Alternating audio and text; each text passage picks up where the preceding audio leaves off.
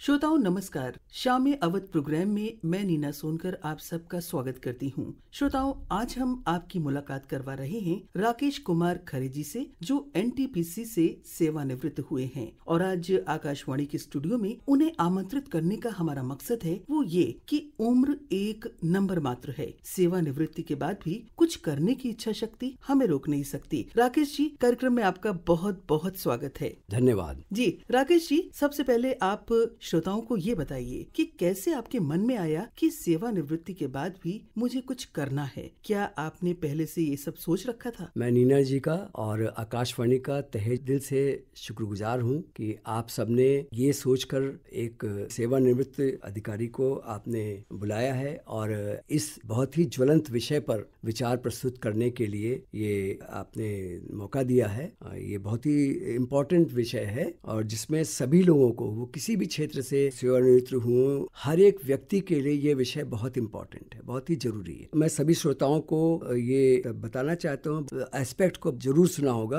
कहते हैं कि सेवानिवृत्ति के बाद बहुत से लोग बताते हैं कि आपकी दूसरी सेकंड इनिंग्स जी। तो सेकंड इनिंग्स जो बोलते हैं, इसके सेकंड इनिंग्स बोलने से ही इसका महत्व जाहिर हो जाता है कि हमारी फर्स्ट इनिंग तो किसी की 30 साल, किसी की 35 साल, किसी की 40 साल जी। तो ऐसे लंबे करियर में हम लोग सारा तन मन धन और परिवार और हमारी जो खुद की जो एनर्जी और सारे हमारे जो कार्यकलाप होते हैं, इसमें बहुत लंबा समय होता है जिसको हम बिताकर आते हैं। तो ये फर्स्ट इनिंग होती है। और सेकंड इनिंग जब अगर हम बोलते हैं, इसके मतलब कि सेकंड इनिंग भी एक बहुत ही महत्वपूर्ण समय काल है सेवानिवृत्ति के बाद में, जिसको बिल्कुल भी हल्के से नहीं लेना चाहिए। कुछ लोग हमारे समाज में होते हैं जो कि सेवानिवृत्त होने के बाद में सोचते हैं कि हमने बहुत कुछ पा लिया, बहुत कुछ कर दिया और बहुत कुछ सीख भी लिया। लेकिन एक बात हमेशा ध्यान रखनी चाहिए कि ए पर्सन, थोड़ा सा अंग्रेजी में ही बोलने के लिए क्षमा करें, a person is always a learner till the last of his breath. जी। मतलब कि हर एक व्यक्ति अपनी अंतिम सांसों तक एक लर्नर जिसको कहेंगे, सीखने की ही उसकी जो है अभिलाषा होनी चाहिए और होती है। कुछ न कुछ वो हर समय हर दिन कुछ न कुछ वो देख कर अनुभव करके कुछ न कुछ सीख रहा होगा और उस सीख और अनुभव के द्वारा वो अपने आसपास और अपने लोगों में कुछ न कुछ वो सौहार्द और अपना अनुभव बांट रहा होगा, जिससे कि दूसरे लोग जो उसके नजदीक होते हैं और जो संस्थाएं उसके आसपास होती हैं, उनको कुछ न कुछ उससे लाभ जरूर मिलता। आपने दूसरी बात ये भी सुनी होगी कि a spark is important to make the life the most of the virtuous. मतलब सबसे कभी कभी होता है हमारे जीवन में एक स्पार्क होता है जी। कहीं भी किसी भी जरिए से एक स्पार्क किसी के जीवन में अगर आया है, तो कभी कभी ये स्पार्क उस व्यक्ति को ऐसी धारा में मोड़ देता है कि उसके जीवन का जो सारा ध्यान और उसका जो लगाव और साथ साथ उसके जो देन है समाज के प्रति, वो बहुत ही महत्वपूर्ण, बहुत ज्यादा हो जाती है। कई बार होता है कि हम 30-40 साल के अपने जो हम देते हैं समाज और उद्योग और देश को,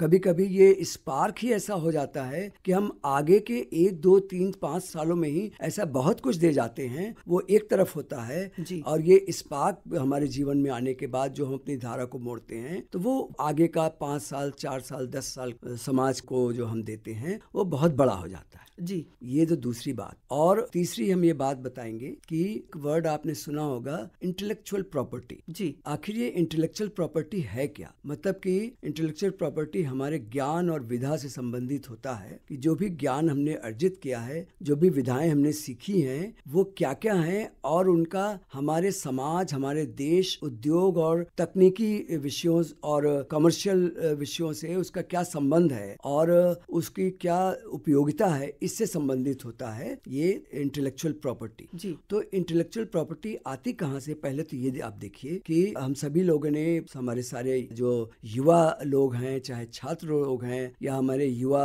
कर्मी जो हैं, जो कि उद्योगों में और जगह जगह अपने काम में लगे हुए हैं, वो कुछ ना कुछ सीखते हैं और कुछ न कुछ अपने अनुभव के आधार पर भी सीखते हैं और वो सीखने के अनुसार उनकी एक खास विधा वो उत्पन्न करते हैं, जो कि हर एक आदमी में, हर एक पुरुष और स्त्री में अलग अलग प्रकार की होती है। किसी में कोई विधा ज्यादा होती है, किसी में दूसरी विधा ज्यादा होती है, और वो उन सबको जोड़ के, जिसे कहते हैं कलेक्टिव, कहने का मतलब एक गर्व की उत्पत्ति करता है जी। तो ऐसी बातें, ऐसे ज्ञान और ऐसा अनुभव जो उस व्यक्ति में एक खास तरह के गर्व की उत्पत्ति करता हो, वो ज्ञान कभी भी हमें छोड़ना नहीं चाहिए। उस ज्ञान को हमें समाज में और लोगों में वितरित करना चाहिए, चाहे हम सेवा निवृत्ति हो गए हों, चाहे हम सेवा में ही हों, क्योंकि हमारे पास जो ज्ञान है वो हर समय हमें अपने आसपास के लोगों में वितरित करना चाहिए। लोगों ने भी पहले कभी अनुभव किया होगा कि जो स्टूडेंट लाइफ होती है, छात्र जीवन भी होता है, तो कोई कोई छात्र ऐसे होते हैं जो बड़े उत्सुक होते हैं कि दूसरे छात्र उनसे कोई बात पूछें तो वो उनको बड़े विस्तार से बताएं जी। तो ये विस्तार से बताने की जो इच्छा है, ये उस व्यक्ति को या उस छात्र को अपने ज्ञान को वितरित करने का माध्यम हुआ जी। और उस वितरित करने की प्रोसेस में वो छात्र जो ज्ञान को वितरित कर रहा, लोगों में दे रहा है, वो और ज्यादा लर्न करता है जी। तो ऐसे लोग जो कि अपने ज्ञान, अपनी विधार, अपने अनुभव को लोगों में फैलाते हैं, वो खुद भी सीखते जाते हैं। जी। राकेश जी, आपने बहुत लंबा सवाल का जवाब दिया। मुझे पूरी उम्मीद है कि श्रोताओं को अच्छी तरह से समझ में आ गया होगा। जो एक विशेष बात आपने कही कि सेवा काल में रहते हुए हम समाज से बहुत कुछ लेते हैं और उसी सेवा काल के दौरान मन के किसी कोने में एक कोई चिंगारी सी जागृत होती है और वो ही एक, सच पूछिए तो हमारे लिए एक मील का पत्थर साबित होती है कि हमें इसके बारे में भी आगे चलकर बहुत कुछ सोचना होगा। तो आपके कहने का जो मतलब है कि सेवा काल में हमने समाज से बहुत कुछ लिया, लेकिन सेवा निवृत्ति के बाद हमारा ये दायित्व है कि हम समाज को वो सब कुछ वापस करें, प्लस करके जो हमने उससे लिया है। राकेश जी, चूंकि आप एनटीपीसी से जुड़े रहे सेवा काल के दौरान और सेवा निवृत्ति के बाद भी आपने पावर, एनर्जी और एनवायरमेंट सेक्टर में तकनीकी और वाणिज्यिक विषयों पर सलाहकार के रूप में काम किया। इसके बारे में आप श्रोताओं को बताइए। मेरा एनटीपीसी में मेरा पूरा जो अनुभव रहा है वो लगभग 38 वर्षों का लंबा अनुभव रहा है और लगभग विद्युत क्षेत्र और पावर क्षेत्र से लगभग सभी क्षेत्रों में मेरा जुड़ाव रहा है और जिसको कहते हैं कि मल्टी डोमेन, मतलब कि कई सारे क्षेत्रों का अनुभव लेते हुए तब मैं सेवानिवृत्त दिसंबर 2013 में मेरा सेवानिवृत्ति हुई थी। तो आप ये कह सकते हैं कि 8-9 साल हो चुके रिटायर होके। तो उसके बाद में जब मैं सेवानिवृत्त हुआ था, उसी समय में सोलर पावर का काफी ज्यादा विस्तार हो रहा था हमारे देश में और बहुत तेजी से सोलर पावर हर क्षेत्र में, मतलब बहुत ज्यादा एनर्जी का इसका विकास हुआ और इसकी इकोनॉमिक कॉस्ट और जो है size of solar power plant, ये सभी में विस्तार हो रहा था। तो पूरा विश्व ये देखकर बहुत आश्चर्यचकित था कि हमारा भारतवर्ष इतने कम समय में और इतनी जल्दी कैसे इतना विस्तार कर पाया। और इसके इम्पोर्टेंस आप इसी से आप लगा सकते हैं कि भारतवर्ष में जब सोलर पावर का विस्तार का आरंभ हुआ था वो लगभग 2010 में हुआ था और उस समय सोलर पावर की कॉस्ट जो थी, कैपिटल कॉस्ट जिसको कहते हैं, वो लगभग 20 करोड़ पर मेगावाट, 1 मेगावाट को लगाने के लिए 20 करोड़ रुपए खर्च होते थे और वो आज के समय में घटते घटते उसकी कॉस्ट लगभग 4 करोड़ पर मेगावाट हो रहे हैं। जी राकेश जी, अब जो सवाल मैं आपसे पूछने जा रही हूँ, चूंकि वो एक महत्वपूर्ण विषय है, बहुत सी फाउंडेशंस हैं देश में, लेकिन आप जिससे जुड़े हुए हैं वो है आईडीसी फाउंडेशन। तो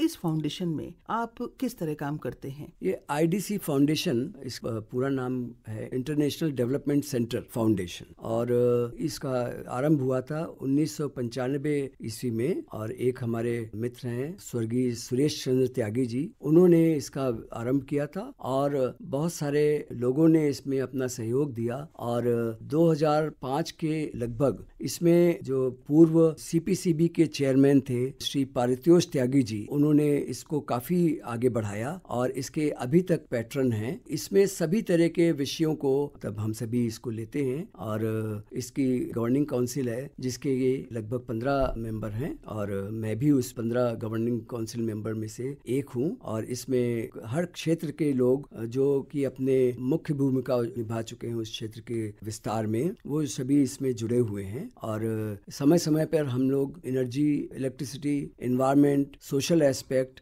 वाटर एंड आईटी, ये सभी तरह के विषयों को हम लोग लेते हैं और इसमें हम लोग कॉन्फ्रेंस करते हैं। कुछ विषय जैसे कि क्लाइमेट चेंज, पावर सिनेरियो और fly ash, construction sector, dam मतलब लार्ज डैम का क्या भूमिका है इसके ऊपर में, और वाटर, देन इंटीग्रेटेड इंजीनियरिंग, और इस तरह के बहुत सारे विषयों को हम लोगों ने इसमें लिया है। और इसका मुख्य उद्देश्य रहा है कि समाज में और लोगों में इन विषयों के प्रति जागरूकता फैलाने का और लोगों को इसमें सेंसिटाइज करने का, जिससे कि लोग इसमें और आगे बढ़कर काम करें। राकेश जी, पर्यावरण सीधे तौर पर हमसे जुड़ा है, यानी समाज और अर्थव्यवस्था ये सब एक दूसरे से जुड़े हुए हैं। तो किस तरह आप लोगों को बताएंगे इसके बारे में? हमारे जो भी कार्यकलाप होते हैं, चाहे उद्योगों के हों या फिर हमारे घरेलू कार्यकलाप हों, हम किसी न किसी रूप में या तो हम वस्तुओं का इस्तेमाल करते हैं जिसको कि रॉ मटेरियल कहते हैं या कोई प्रोडक्ट बोलते हैं, उसको हम इस्तेमाल करते हैं, और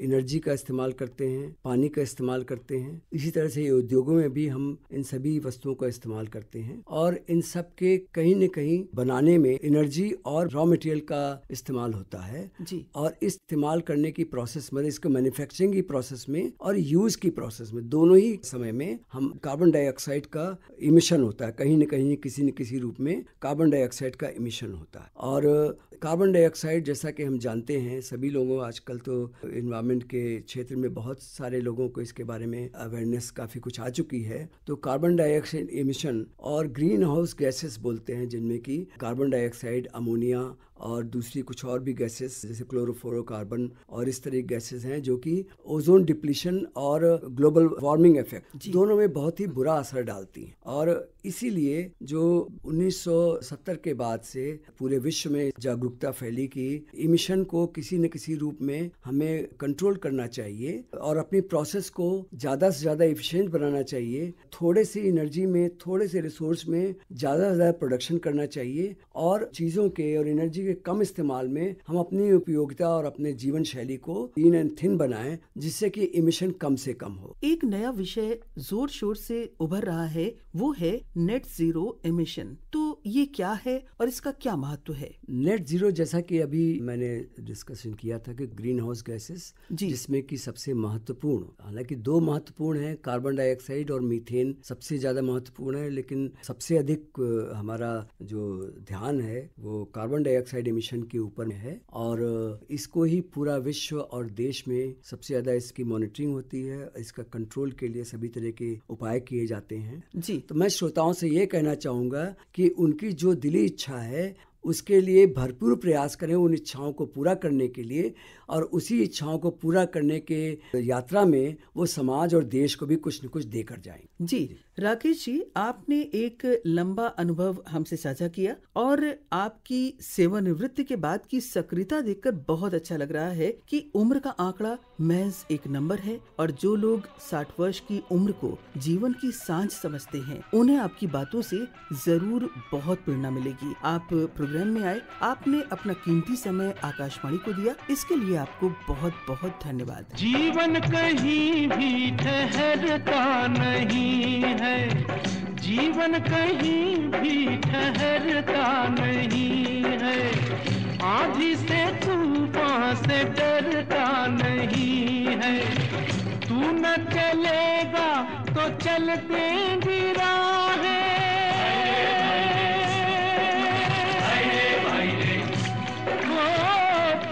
चलेगा तो चल देंगी राहें, मंजिल को तरसेंगी तेरी निगाहें, तुझको चलना होगा, तुझको चलना होगा, तुझको चलना होगा, तुझको चलना होगा। ओ नदियाँ चल चले चले रे धारा, चन्ना चले चले रे तारा। तुझको चलना होगा, तुझको चलना